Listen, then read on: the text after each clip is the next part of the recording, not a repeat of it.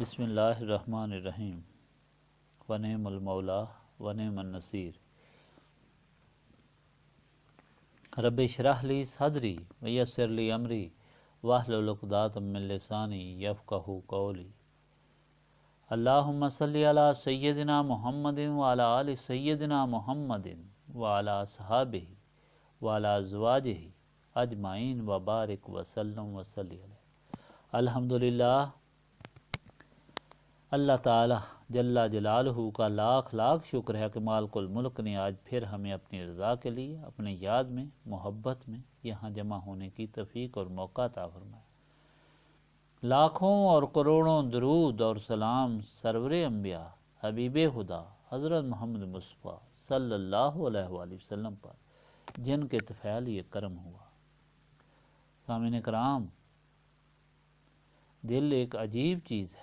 حضور نبی پاک صلی اللہ علیہ وآلہ وسلم نے فرمایا ہے، اگر دل ٹھیک ہے تو سارا جسم ٹھیک ہے، اگر دل ٹھیک نہیں تو سارا جسم ٹھیک نہیں، نتیجتاً سارے اعمال ٹھیک نہیں، کیونکہ ہر عمل کی بنیاد نیت پر ہے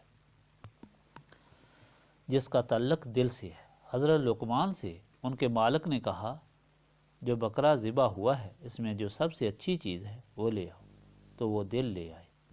دوسرے دن پھر اس کے مالک نے بکرا ذبح کیا اور کہا کہ اس میں جو سب سے خراب چیز ہے وہ لے آؤ، وہ پھر دل لے آئے۔ مالک نے پوچھا، یہ کیا ہے؟ اچھی چیز بھی دل ہے اور خراب چیز بھی دل ہے؟ انہوں نے فرمایا، ہاں، اگر دل اچھا ہے تو سب کچھ اچھا ہے، اگر دل خراب ہے تو سب کچھ خراب ہے۔ سامعین کرام، یہ سمجھنے والی باتیں ہیں۔ اپنے مال صحیح کرنے کے لیے، دنیا میں خدا کا صحیح بندہ بننے کے لیے اور آخرت میں سرخرو اور سرفراز ہونے کے لیے دل کی حفاظت ضروری ہے۔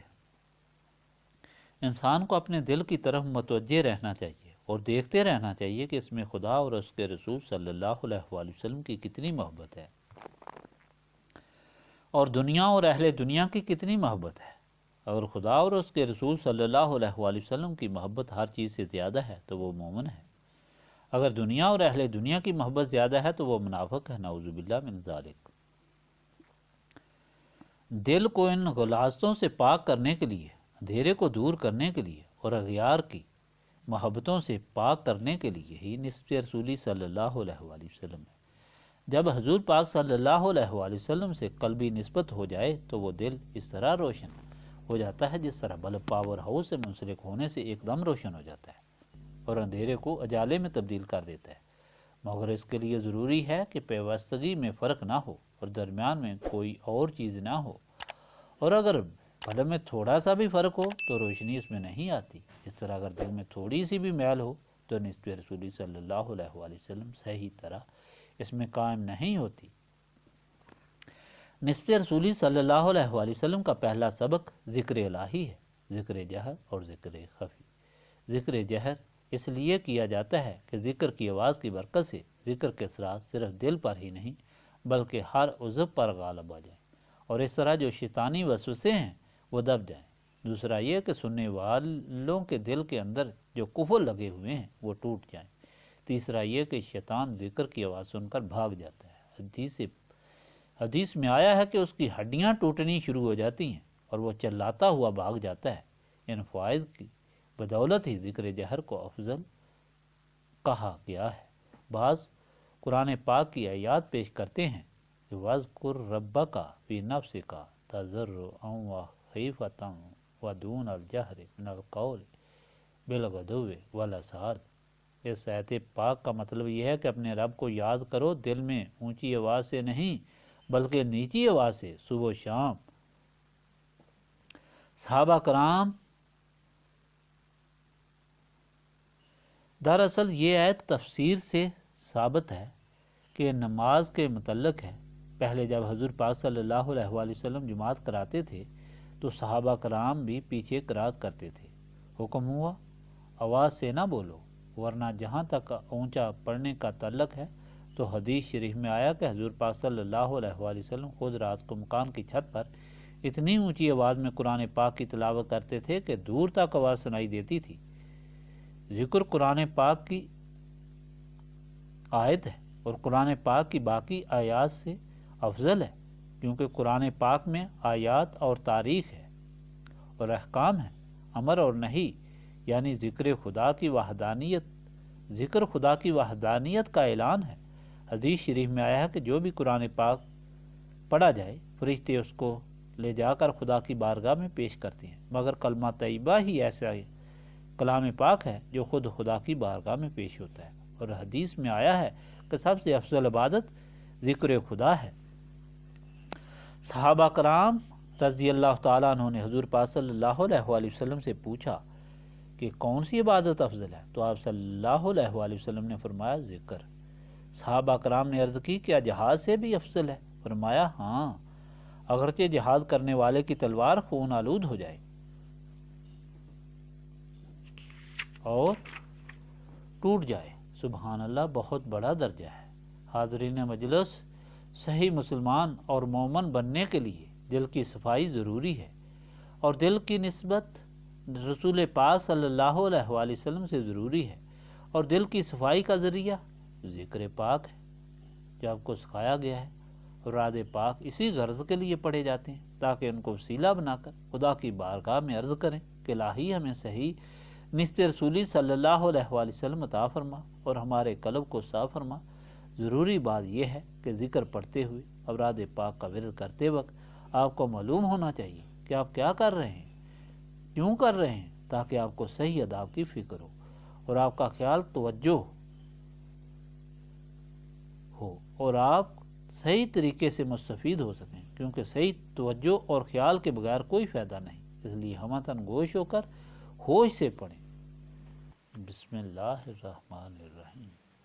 صلی اللہ صلی اللہ صلی اللہ پڑھو، صلی اللہ صلی اللہ صلی اللہ پڑھو، صلی اللہ صلی اللہ صلی اللہ پڑھو، صلی اللہ صلی اللہ صلی اللہ پڑھو، صلی اللہ صلی اللہ صلی اللہ پڑھو،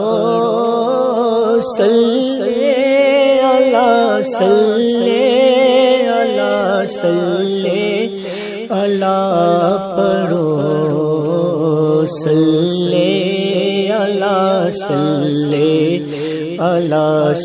اللہ صلی اللہ پڑھو، صلی اللہ صلی اللہ صلی اللہ پڑھو، صلی اللہ صلی اللہ صلی اللہ پڑھو، صلی اللہ صلی اللہ صلی اللہ پڑھو، صلی اللہ صلی اللہ صلی اللہ پڑھو، صلی اللہ صلی اللہ صلی اللہ پڑھو، صلی اللہ صلی اللہ صلی اللہ پڑھو، صلی اللہ صلی اللہ صلی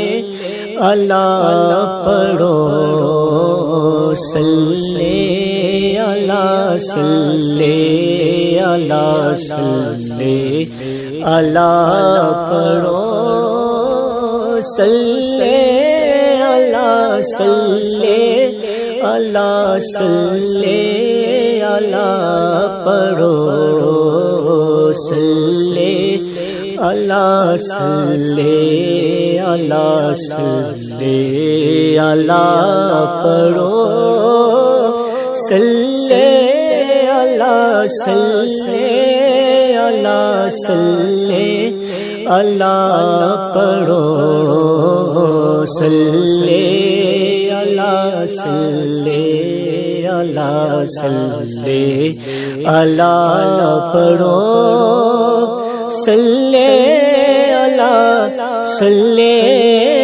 اللہ صلی اللہ پڑھو